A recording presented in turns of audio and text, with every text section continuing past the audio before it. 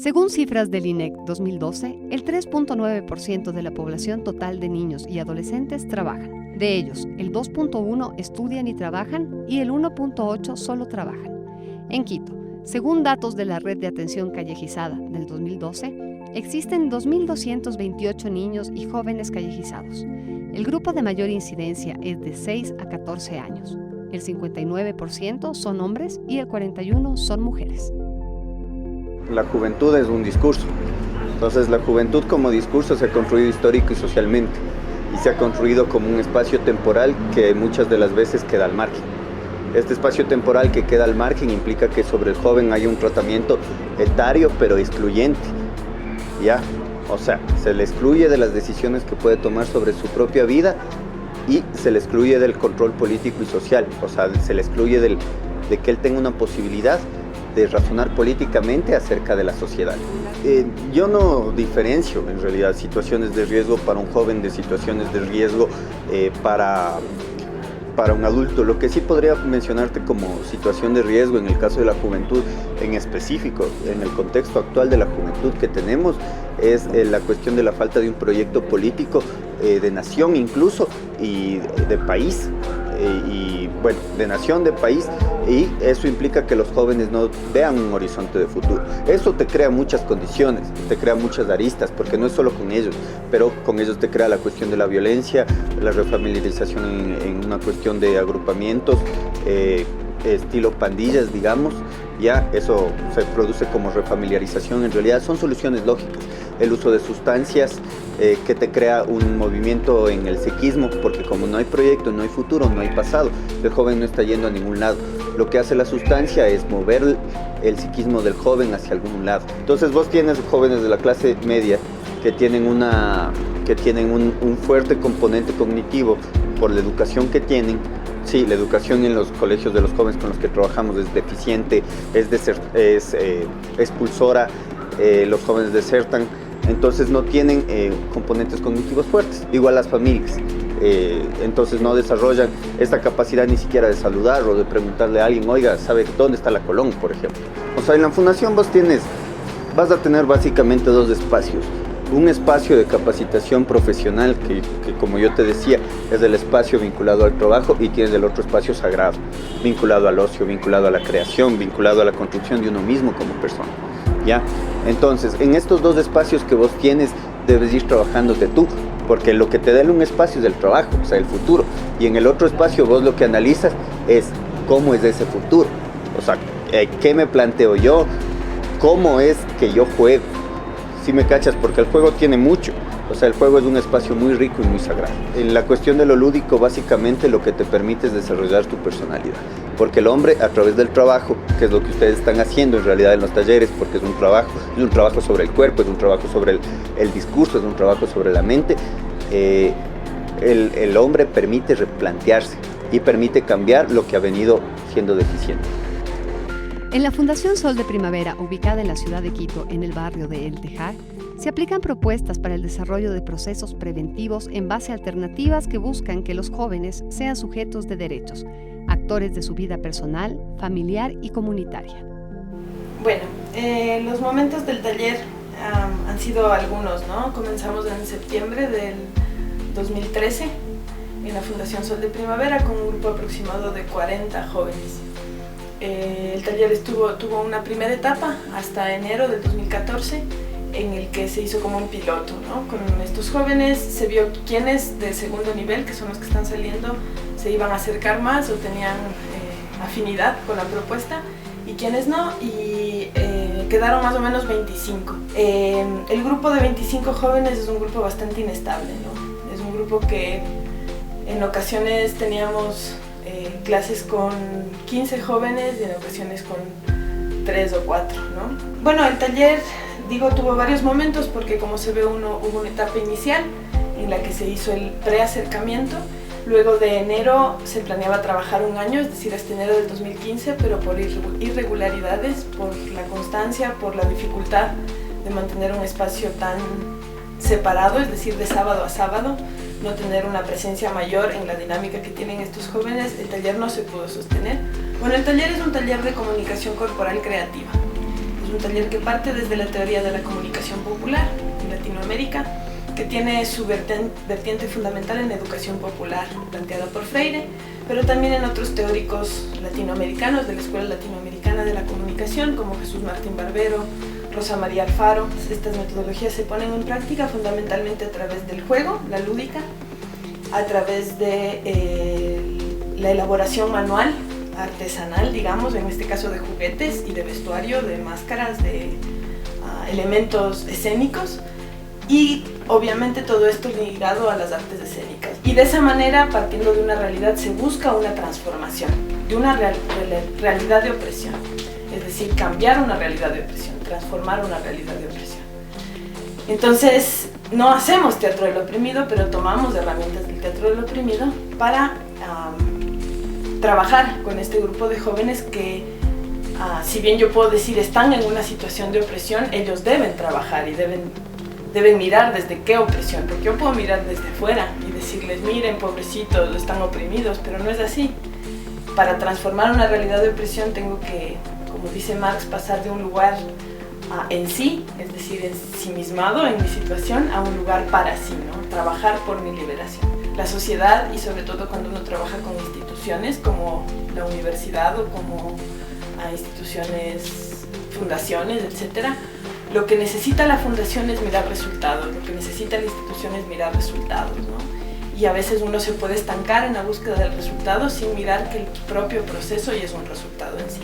¿Cómo conecta todo esto con el teatro del oprimido? El teatro del oprimido es una metodología que nace de la mano, digamos, de todas las teorías de comunicación popular y de educación popular que se están ejerciendo en Latinoamérica. Nace en Brasil, en un país en donde la situación del movimiento popular, del movimiento campesino, del movimiento obrero, de los otros movimientos sociales es muy importante, ¿no? Para las transformaciones y para toda la teoría de educación popular que se da después, donde estas teorías vienen de las experiencias, de la praxis, de la práctica, ¿no? No son teorías que nacen en un aula, de una academia, de una universidad, no son teorías ni planteamientos que nacen ajenos a la realidad social de Latinoamérica, ¿no?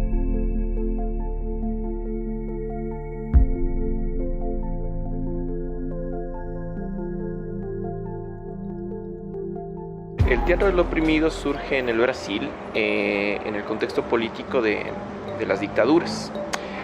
Boal se dedicó con el Teatro Arena a un tipo de teatro, que es el teatro político, un tipo de teatro que intentaba promover la revolución.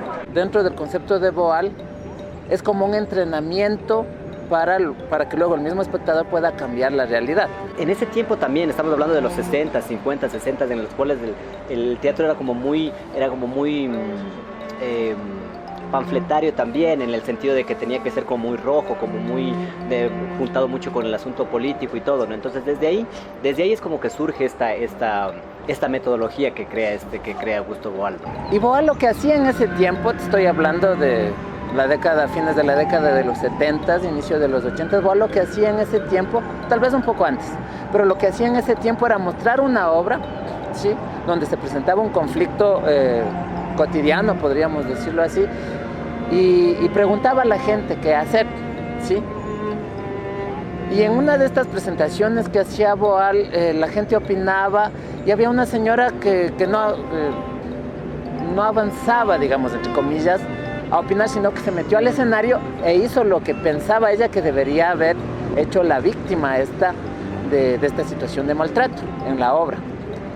Entonces ahí Boal se dio cuenta que tenía más potencia si él invitaba a la gente a que actúe una solución. Entonces con un mensaje de cambio social, de mensajes dirigidos a que la gente entendiera su condición y empezara a luchar por la transformación de la sociedad. Eso con el Teatro Arena, en una primera etapa.